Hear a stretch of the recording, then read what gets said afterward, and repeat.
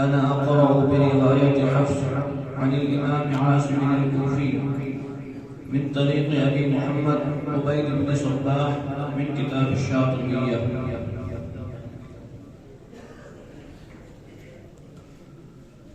أعوذ بالله من الشيطان الرجيم.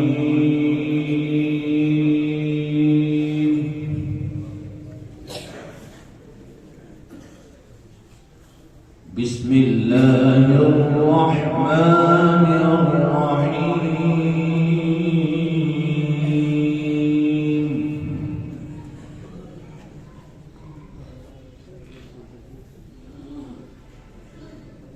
وجوه يومئذ ناعمة لسعيها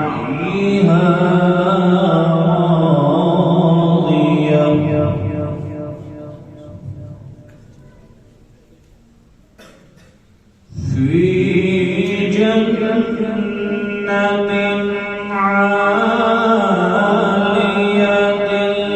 لا تسمع فيها لاغية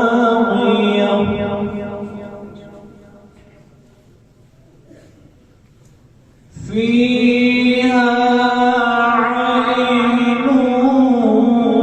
جارية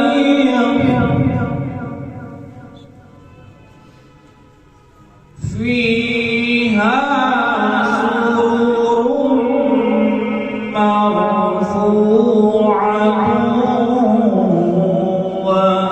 وأكواب موضوعة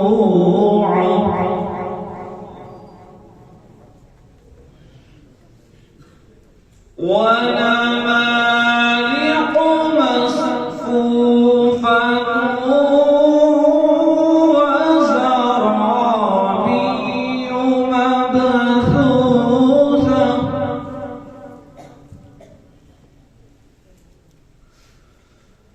أفلا ينظرون إلى الإبل كيف خلقت وإلى السماء كيف رفعت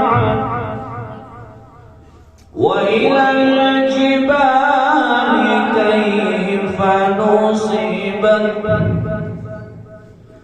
وإلى الأرض كيف سطحت أفلا ينظرون إلى الإبل كيف خلقت وإلى السماء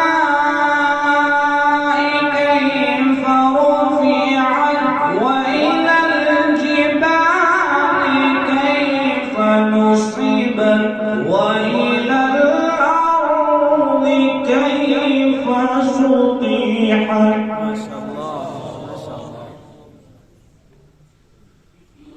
فذكر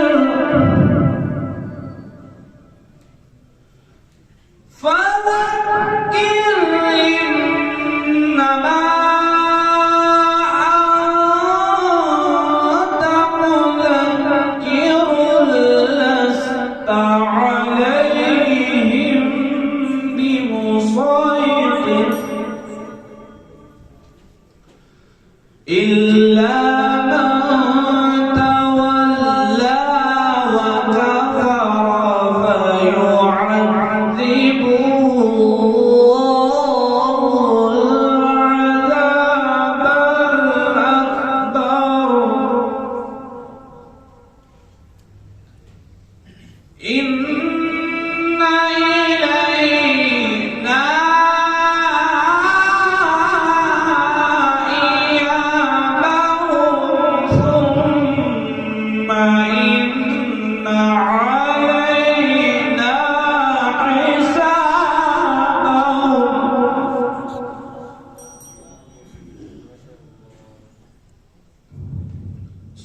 الله